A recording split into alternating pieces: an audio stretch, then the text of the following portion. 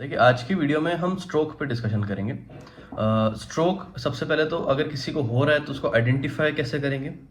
अगर किसी को हो जाता है तो हॉस्पिटल में उसका क्या कोर्स रहता है, क्या ट्रीटमेंट रहता है और क्या क्या ट्रीटमेंट ऑप्शंस अवेलेबल है हमारे पास में। और तीसरा जो कि सबसे इंपॉर्टेंट है कि लेट से किसी को स्ट्रोक हो गया है, वो हॉस्पिटल से डिस्चार्ज हो गए, घर पे आ गए हैं और उनमें डिसेबिलिटी आ गई है, तो उसका ट्रीटमेंट क्या है, उसकी रिकवरी कैसे होती है, उसका रिहेबिलिटेशन कैसा होता है और फिजियोथेरेपी कैसे कैसे होती है। यहाँ पे हम फिजियोथेरेपी और रिहेबिलिटेशन इनके अंदर भी डिफरेंसेस डिस्कस करेंगे।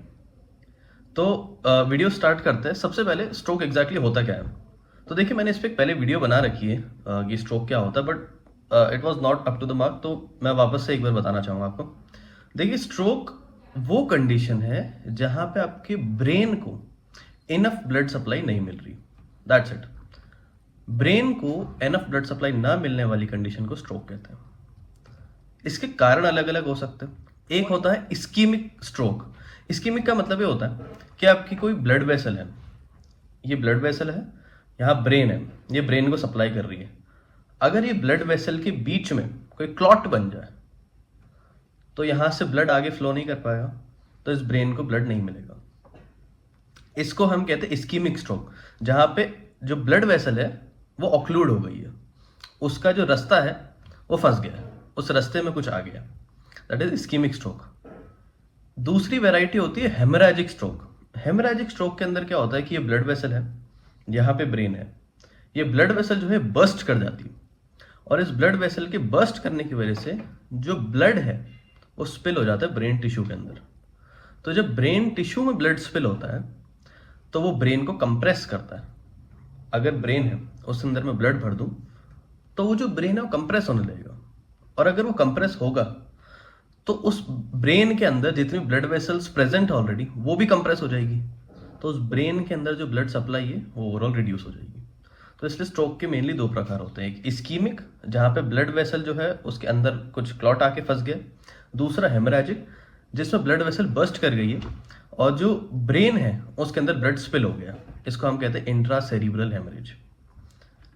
ये दो मेनली स्ट्रोक के प्रकार होते हैं। अब इसके अंदर भी बहुत सारी ट्विकिंग्स होती है, मेडिकल जार्गन प्रेजेंट है, एक्सटेंसिवली स्ट्रोक के ऊपर रिसर्चेस चलती है, तो उतनी डिटेल में हम नहीं जाएंगे, बट फिर भी ये दो मेन प्रकार है, बेसिस यही है। अब इसके बाद में हम डिस्कस करते हैं कि स्ट्रोक को पहचाने कैसे। देखिए, अगर किसी को स्ट्रोक हो रहा है तो उसके साइंस एंड सिम्टम्स बहुत ऑब्वियस आते हैं और बहुत ही ज़्यादा कॉमन तरह के साइंस एंड सिम्टम्स आते हैं। मैं आपको कुछ बताता हूँ। लेट्स से कि आपके सामने किसी को स्ट्रोक हो रहा है, आप पहचाने कैसे स्ट्रोक हो रहा है नहीं हो रहा। तो कई बार क्या होता है कि उनके फेस पे यूजुअली आधे साइड पे वीकनेस आने लगती है। अब आप वीकनेस कैसे पहचानेंगे, तो ये जो एंगल ऑफ माउथ है ये यहाँ पे, ये नीचे लटकने लगता है, तो ड्रूपिंग एंगल ऑफ माउथ।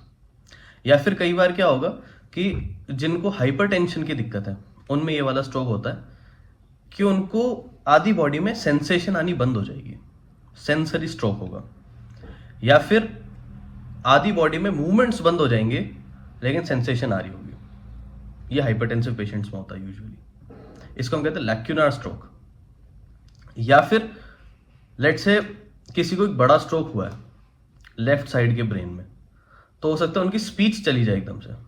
तो बोलते बोलते क्या होगा सडनली कि वो या तो बोलना बंद कर देंगे बिल्कुल, या वो जो बोल रहे होंगे वो बातें सेंस नहीं बनाएगी। इसको हम बोलेंगे फ्लुएंट अफेजिया। इसमें मल्टीपल ट्विकिंग्स होती है, मल्टीपल चीज़ें हैं इसके अंदर भी, डिफरेंट डिफरेंट टाइप के अफेजियाज होते हैं, पर मोटा मोटा आपको समझ में आ जाएगा कि यार इसकी स्पीच गड़बड़ हो रही है, there is something wrong with his brain. अगर स्पीच गड़बड़ है तो ब्रेन के अंदर ही कोई ना कोई दिक्कत है मोस्ट लाइकली। इसके अलावा क्या होगा, एक तरफ की पूरी बॉडी पैरालाइज हो जाएगी, या फिर एक हाथ चलना बंद हो जाएगा, एक पैर चलना बंद हो जाएगा। ये सारे जो साइंस एंड सिम्टम्स है स्ट्रोक के हैं। अब हो सकता है कि कुछ लोगों में ये वाले जो साइंस एंड सिम्टम्स है अपने आप विद इन 30-40 मिनट्स रिजॉल्व हो जाए। अगर ये वाले साइंस एंड सिम्टम्स अपने आप रिजॉल्व हो रहे हैं एक दिन के अंदर अंदर, तो इसको हम कहते हैं ट्रांजिएंट इस्कीमिक अटैक। यानी कि ये ट्रांजिएंट है, आया और चला गया। तो क्या ये खतरनाक नहीं है? देखिए, जिनके अंदर भी ट्रांजिएंट इस्कीमिक अटैक होता है उनके अंदर बहुत हाई चांस है कि नेक्स्ट 3 डेज में उनको वापस स्ट्रोक आएगा और वो परमानेंट स्ट्रोक आएगा, वो अपने आप रिजॉल्व नहीं होगा, ट्रांजिएंट नहीं होगा। अब स्ट्रोक लेट से किसी को हो जाता है, उसको हम एडमिट कराते हैं। देखिए स्ट्रोक एक इमरजेंसी है, तो उसमें आपको हॉस्पिटल में एडमिट कराना ही पड़ेगा। तो लेट से हमने एडमिट कराया, अब हॉस्पिटल के अंदर क्या कोर्स रहता है, तो ये डिपेंड करता है कि स्ट्रोक को कितना टाइम हो गया है। अगर स्ट्रोक को 4-4.5 घंटे से कम हुए हैं और आप हॉस्पिटल ले आए पेशेंट को, तो उनके अंदर हम कुछ फैक्टर्स एनालाइज करके एक इंजेक्शन लगाते हैं, उसको हम कहते हैं थ्रोम्बोलिटिक्स। ये ऑल्टीप्लेज नाम से इंजेक्शन आता है। ये क्या करता है, जो इस्कीमिक स्ट्रोक में क्लॉट फंसा था ना ब्लड वेसल के अंदर, उसको ब्रेक कर देता है उस क्लॉट को। तो उससे क्या होता है, ब्लड सप्लाई वापस रिस्टोर हो जाती है ब्रेन के लिए। लेकिन ये सिर्फ कारगर है इस्कीमिक स्ट्रोक में, हेमोरेजिक स्ट्रोक में काम का नहीं है। हेमोरेजिक स्ट्रोक में बहुत डेडली है, क्योंकि हेमोरेजिक स्ट्रोक में अगर हम क्लॉट को बर्स्ट कर देंगे तो ब्लीडिंग और ज़्यादा होगी ब्रेन में। इसलिए ये हेमोरेजिक स्ट्रोक में काम का नहीं है, इस्कीमिक स्ट्रोक में काम का, वो भी सिर्फ 4.5 घंटे तक। लेट से 4.5 घंटे से ऊपर निकल जाते हैं, पर फिर भी अभी तक एक दिन पूरा नहीं हुआ है, तो हम क्या करते हैं, सीटी एंजियोग्राफी करते हैं। सीटी स्कैन और एक सीटी एंजियोग्राफी दोनों। सीटी एंजियोग्राफी में हम देखते हैं कि क्या बड़ी वेसल्स ऑक्लूडेड है। देखिए ब्रेन में भी वेसल्स का साइज अलग अलग होता है, आर्टरीज कोई बड़ी होगी कोई छोटी होगी। तो जो बड़ी आर्टरीज है अगर वो ऑक्लूडेड है और स्ट्रोक को एक दिन से कम हुआ है, तो हम क्या करते हैं, हम मैकेनिकली एंडोवैस्कुलर सर्जरी के थ्रू जो थ्रोम्बस है उसको हम मैकेनिकली तोड़ देते हैं या फिर उस थ्रोम्बस को बाहर निकाल लेते हैं। तो इसको कहते हैं मैकेनिकल थ्रोम्बेक्टमी। लेकिन ये एक दिन से पहले होता है और इसी कंडीशन ये है कि बड़ी वेसल्स जो है वो ऑक्लूडेड हो।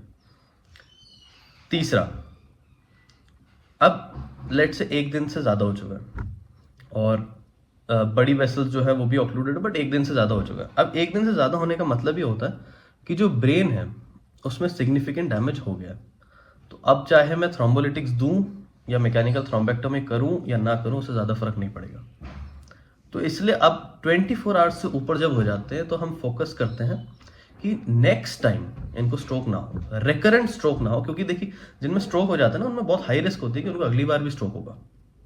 तो इसलिए हम ट्राई करते हैं कि रिकरेंट स्ट्रोक को हम प्रिवेंट कर दें। तो वो हम कैसे प्रिवेंट करते हैं, उसके लिए कुछ मेडिकेशंस आती है। अगेन ये सारी चीज़ें जो मैंने बोली, this is not medical advice. आपको अगर स्ट्रोक हो रहा है या किसी को अगर स्ट्रोक हो रहा है तो आप ये खुद से दवाई ना दें, इमीडिएट इमरजेंसी डिपार्टमेंट में ले जाए, वो लोग ये दवाई देंगे। ये सिर्फ इन्फॉर्मेशनल पर्पज के लिए था।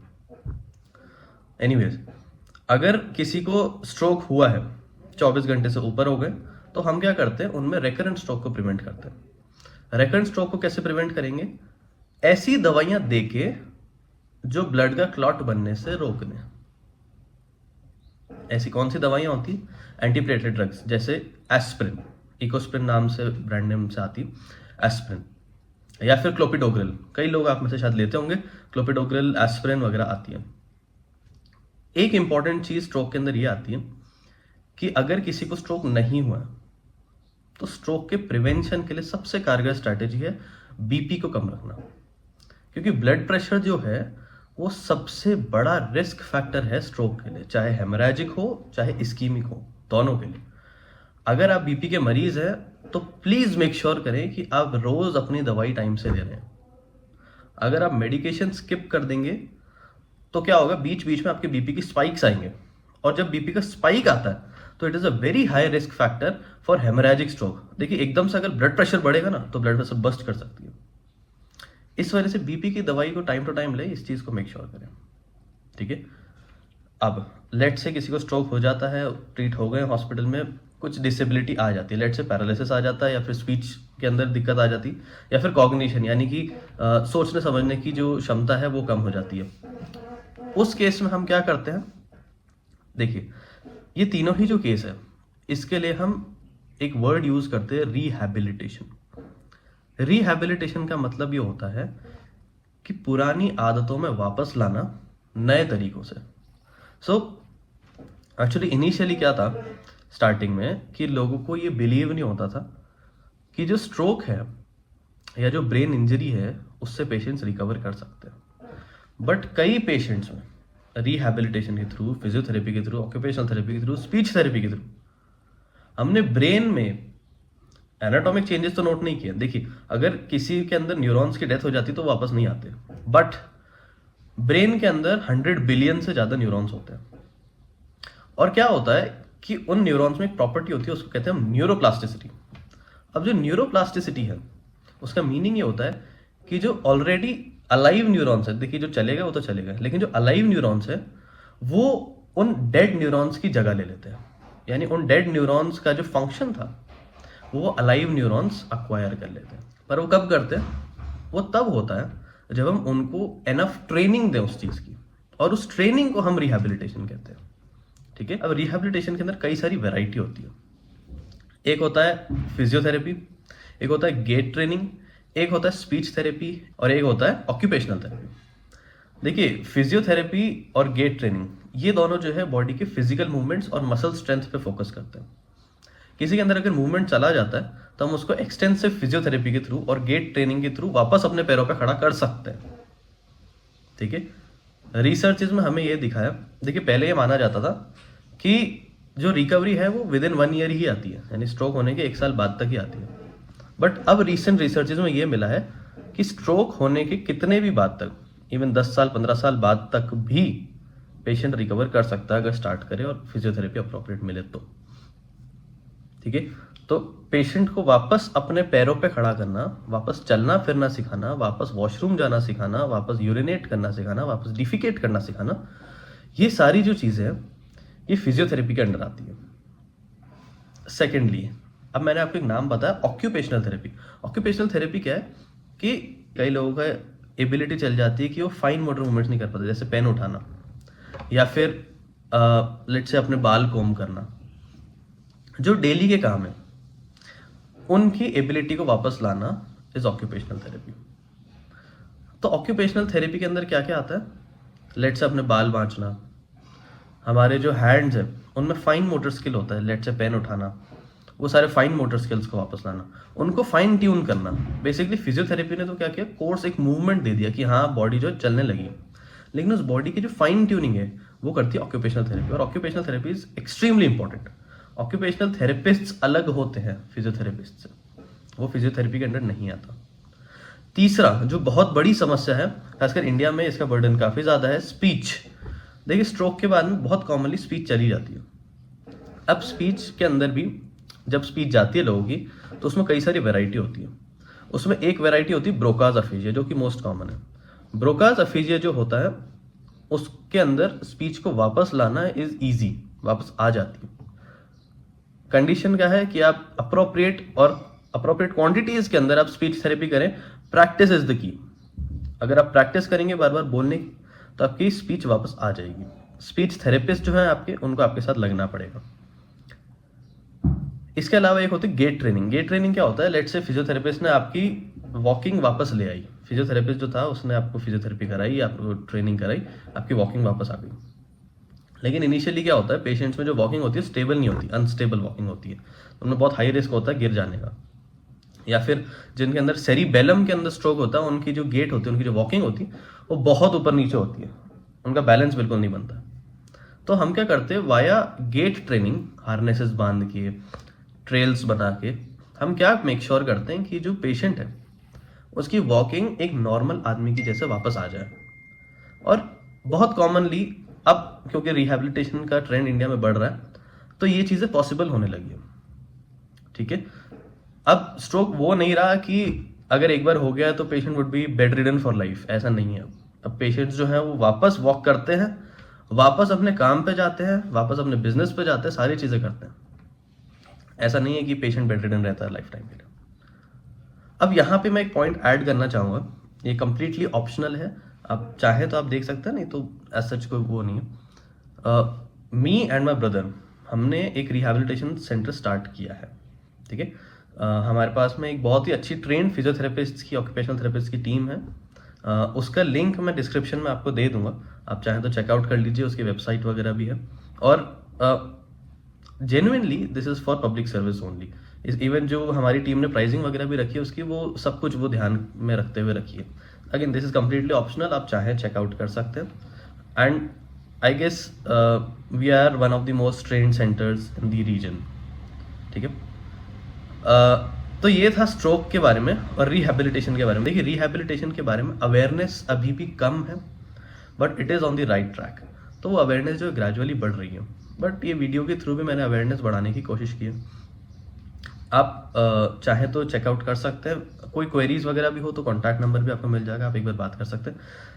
अगेन वीडियो जो थी अगर आपको पसंद आई आप लाइक कर दें, चैनल को आप सब्सक्राइब कर दें और वीडियो को शेयर करें, खासकर उन लोगों के साथ में जिनको आपको लगता है ज़रूरत है या स्ट्रोक हो रखा है, उनको ज़रूरत है बहुत ज़्यादा। क्योंकि क्या होता है स्ट्रोक पेशेंट्स के अंदर कई बार उनको ऐसा लगता है कि हम अकेले हैं दुनिया में जिनके साथ में ऐसा हुआ है। क्योंकि देखिए बहुत ज़्यादा डेबिलिटेटिंग कंडीशन हो जाती है कि नॉर्मल आदमी चलता फिरता बोलता क्या है एकदम से रुक जाता है, उसका बोलना चलना फिरना सब कुछ एकदम से बंद हो जाता है। तो साइकाइट्रिक इश्यूज भी फिर आने लगते हैं और क्या है सेंस ऑफ आइसोलेशन आ जाता है, एक पेशेंट को लगता है कि मैं अकेला पड़ गया हूँ जीवन में। तो इसलिए इट्स इम्पॉर्टेंट। तो आप अगर चाहें तो शेयर कर सकते हैं वीडियो को, और बाकी thanks for watching, next video में मिलते हैं।